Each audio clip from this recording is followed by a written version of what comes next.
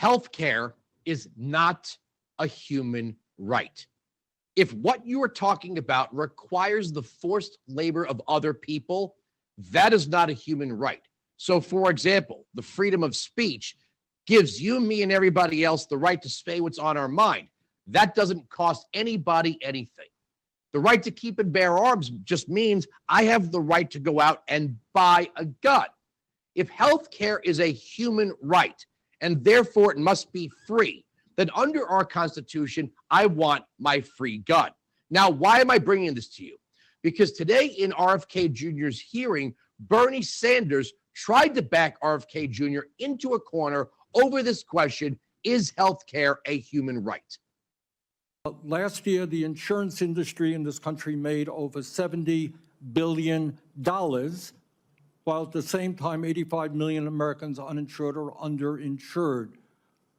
Do you agree with me that the United States should join every other major country on earth and guarantee health care to all people as a human right? Yes? No?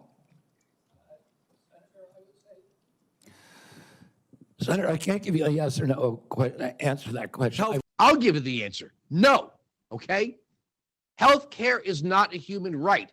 It's not even a privilege, as that it's sometimes described. It's a service.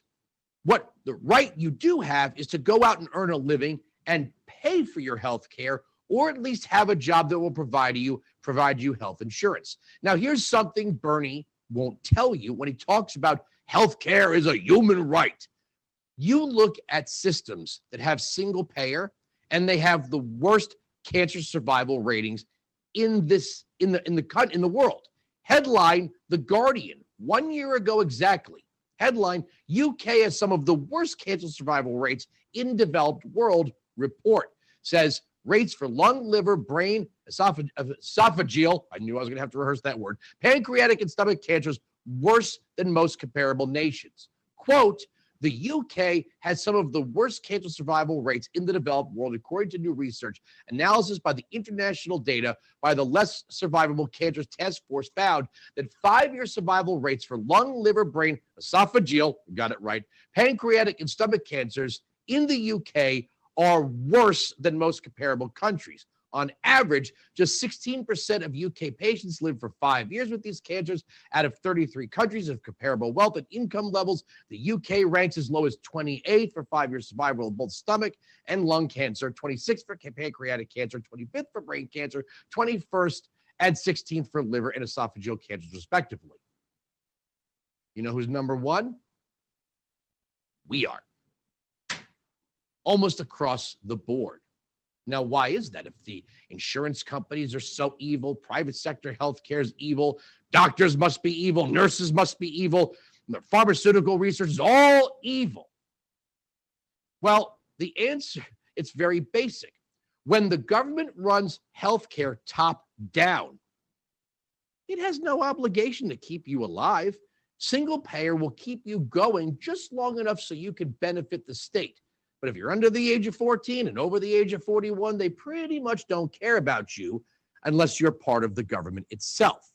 But as far as healthcare being a human right, you hear Democrats talk about housing is a right and food is a right and education is a right. But all of these things require the labor of others. That means the other person is losing their rights. Rights can't be in conflict. One person can't have a right to something that must be provided by somebody else, and then those people are considered equally protected under the law. What it actually means is whomever the government deems to be the provider is actually a slave. That means one person has the right to something and another person has the responsibility to provide it, whether directly as a service or indirectly through their tax dollars. That means one person's right outweighs the other person's right, and they aren't equal under the law. There is no such thing as the right to the service and labor of another human being in this country. We call it slavery. So healthcare is not a human right.